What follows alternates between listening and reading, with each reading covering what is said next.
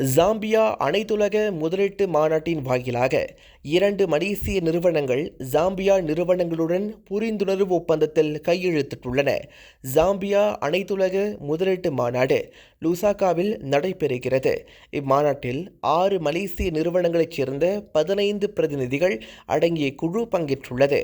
அதே வேளையில் உயர் பதவியில் உள்ள அரசு அதிகாரிகள், சர்வதேச முதலீட்டாளர்கள், தொழில் தலைவர்கள், மேம்பாட்டு ஆதரவாளர்கள் உட்பட கிட்டத்தட்ட 2000 பிரதிநிதிகள் இம்மாநாட்டில் ஒன்றிணைந்துள்ளனர்.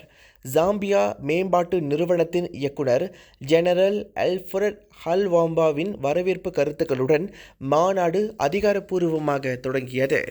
ஜாம்பியாவில் சுரங்கம், விவசாயம், உள்கட்டமைப்பு, எரிசக்தி துறைகளில் முக்கிய மைல்கற்கள் வர்த்தக வாய்ப்புகள் உள்ளன. மேலும் ஜாம்பியாவின் பொருளாதாரத்தை மாற்றுவதற்கான தொலைநோக்கு பார்வையும் உள்ளது என ஜாம்பியா குடியரசின் தலைவர் ஹகெண்டே ஹிச்சிலேமா கூறினார்.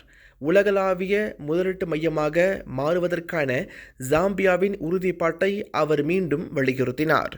அதேவேளையில் வலுவான அனைத்துலக தரநிலைகள் கூட்டமைப்புகள் மூலம் எதிர்காலத்தை உறுதிப்படுத்தும் கனிமங்களில் உலகளாவிய ஒற்றுமைக்கு வித்திடும்.